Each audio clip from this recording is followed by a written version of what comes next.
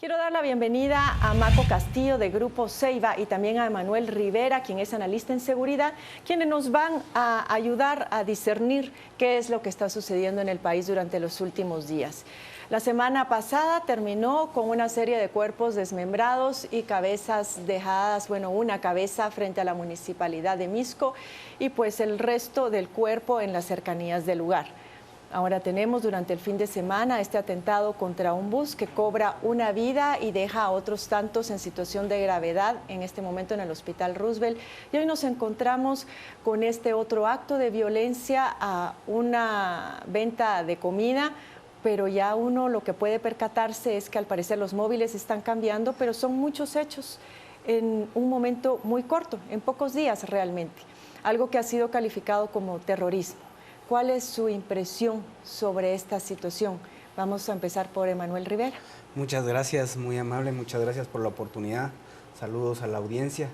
Realmente es un momento difícil para todos los guatemaltecos por la coyuntura, pero quisiéramos nosotros abordar y a clasificar la violencia, ¿verdad? La violencia está clasificada primero en Guatemala el tema de maras, que es la Mara 18 y la MS.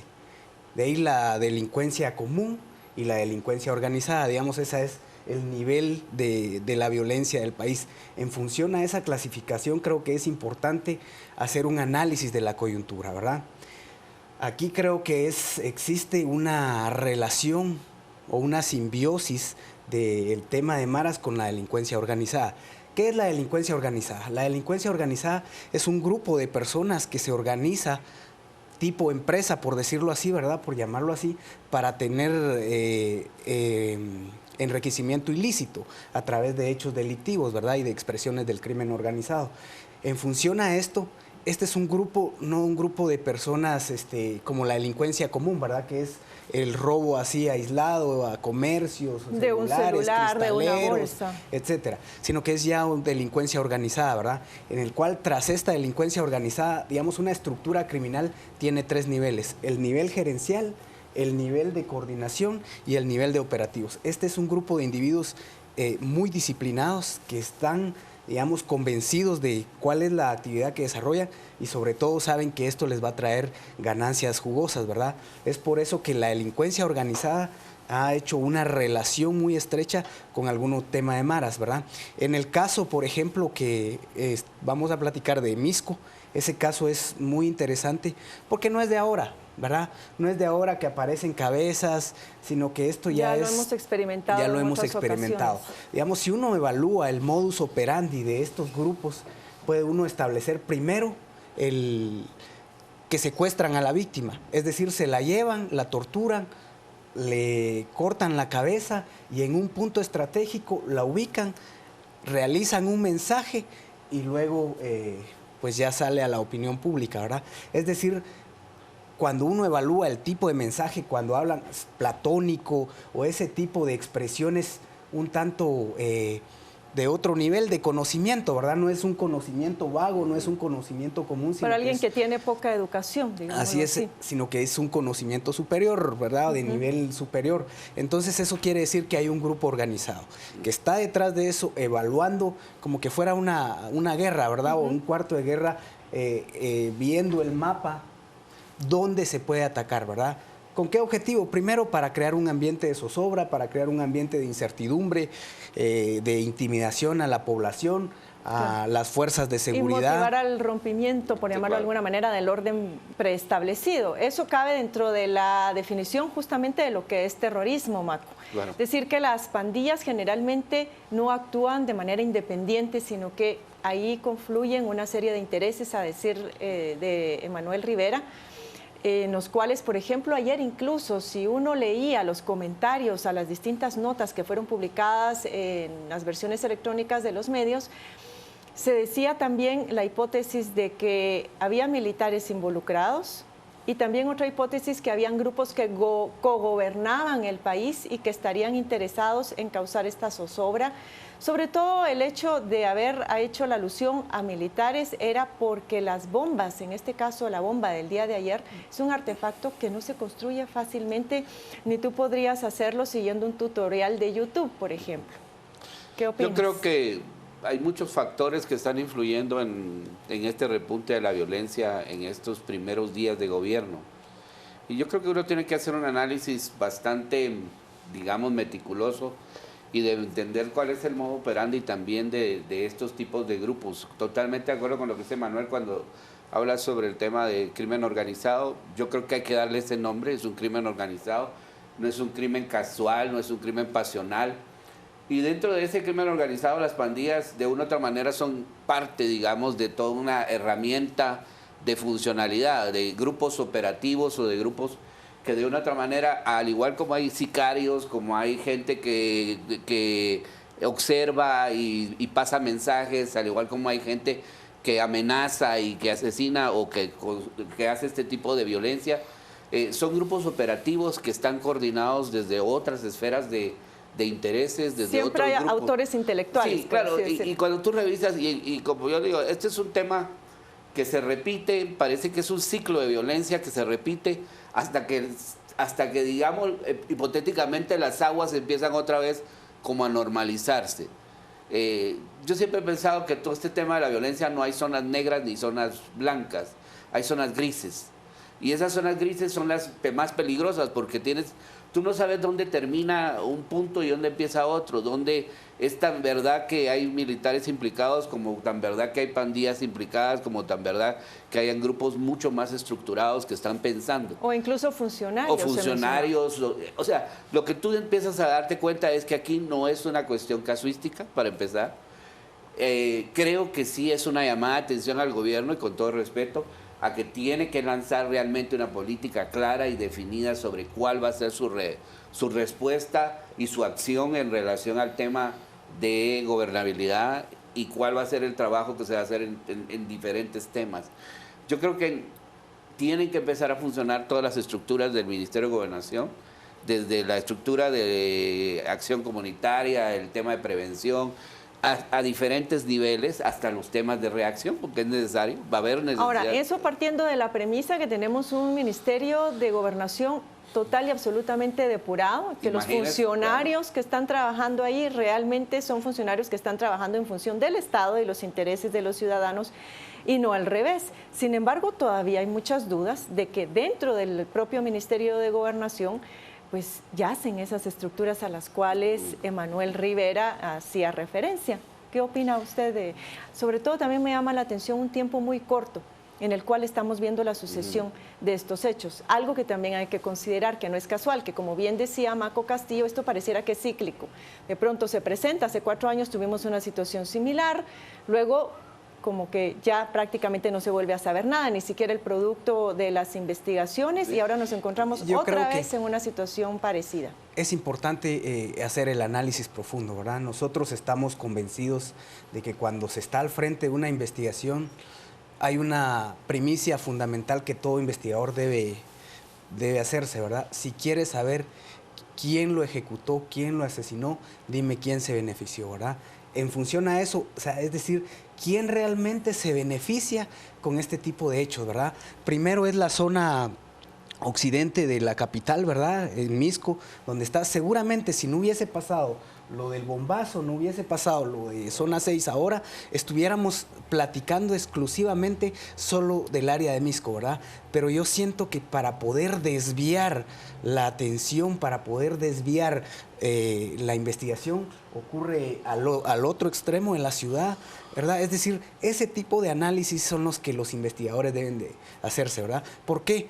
Porque las investigaciones de los pequeños detalles es como se puede sacar una investigación profunda, ¿verdad? Es decir, no es que una investigación vaya a empezar de aspectos realmente profundos, no, desde pequeños detalles, y esos pequeños detalles hay que irlos construyendo. Decir que no es tan difícil llegar a los autores intelectuales, que es lo que siempre se argumenta, que es fácil dar con los operativos, y de ahí es donde vemos que hay muchos pandilleros que ya han sido enjuiciados, que están ya en prisión, no, por ejemplo, pero de los autores intelectuales se sabe poco. El caso de Misco, por ejemplo, las fuerzas de seguridad y la comunidad de investigación de este país tienen, digamos, una esperanza enorme, ¿verdad? ¿Por qué? Porque hay un eslabón. Está el taxista que fue capturado.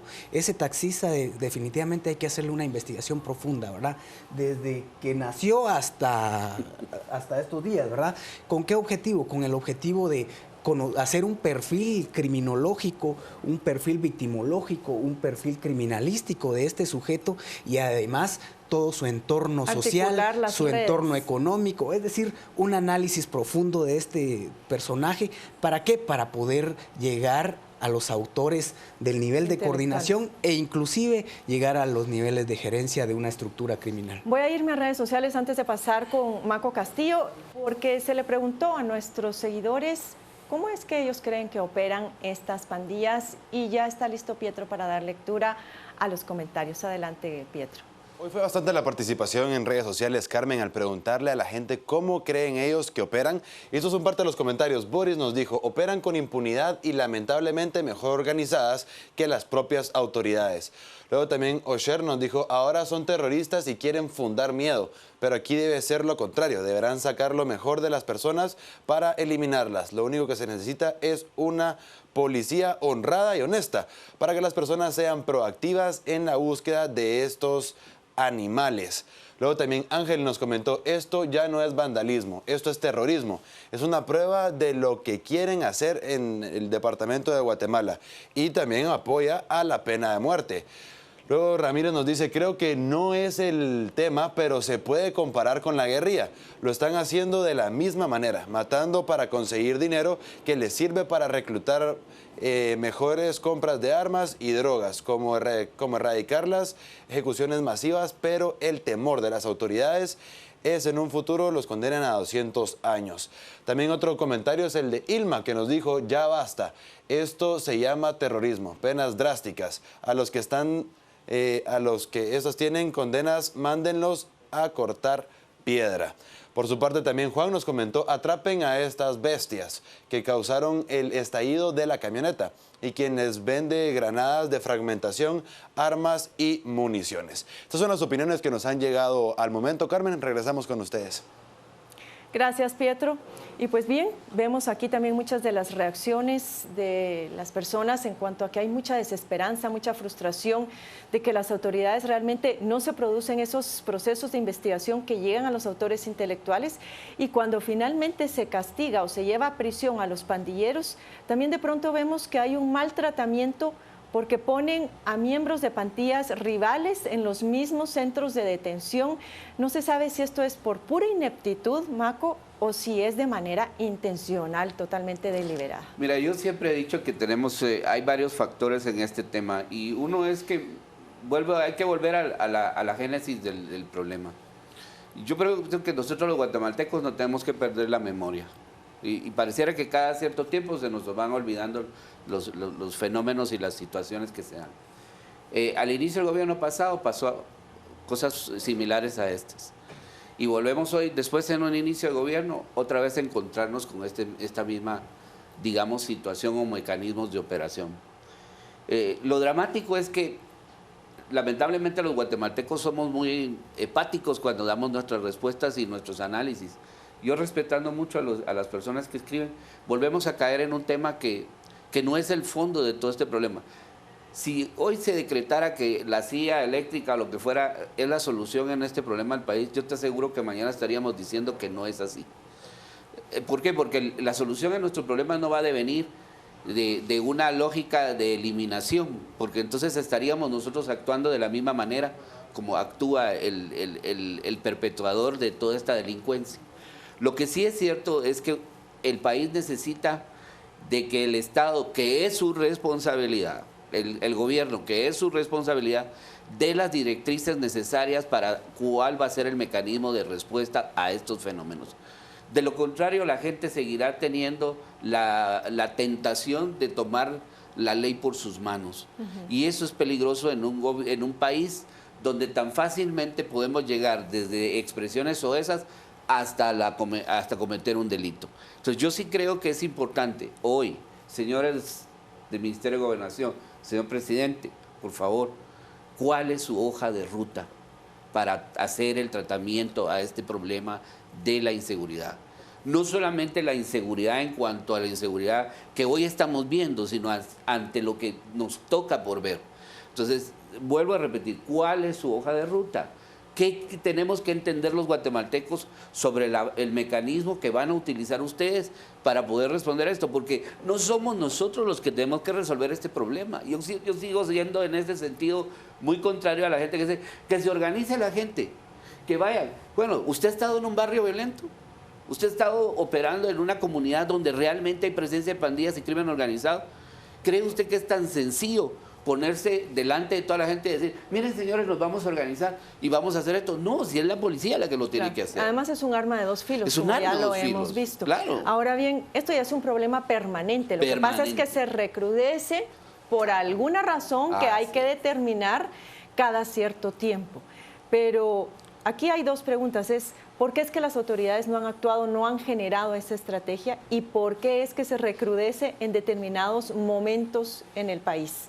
Ya prácticamente con eso cerramos. Yo sé que son preguntas muy difíciles, pero demos algunas orientaciones. Sí, yo creo que, bueno, yo primero quiero exhortar a las fuerzas de seguridad, a los gobernantes de turno, ¿verdad?, que continúen con esa misma voluntad, porque, digamos, el crimen organizado y la violencia no pueden amedrentar a las personas buenas, ¿verdad?, a las personas que quieren que este país salga adelante. Yo sé que todos tenemos la voluntad y todos queremos hacer esfuerzos. Yo he visto los esfuerzos de las fuerzas de seguridad, de la Policía Nacional Civil, de la comunidad de inteligencia, por tratar la manera de apaciguar esto y de erradicarlo, tal vez no, ¿verdad?, pero por lo menos de mermar este tipo de incidencia criminal. Yo creo que es un esfuerzo conjunto, ¿verdad?, es un esfuerzo de todos para poder erradicar y eliminar este tipo de hechos tan violentos. Es terrible, prácticamente nos sentimos como en la época del conflicto armado interno, en el cual uno no sentía tranquilidad de caminar por las calles porque en cualquier momento podía explotar un artefacto y era una sensación de inseguridad terrible, y eso es lo que tienen que enfrentar todos los guatemaltecos todos los días al subirse a un bus o caminar ahora por cualquier calle, transitar por cualquier calle de nuestro país. Eso es justamente el objetivo. ¿Cómo hacemos para dar tranquilidad a una ciudadanía? Yo creo que lo que vemos hoy en Zona 6 es una réplica de lo que pasó en San José Pinula.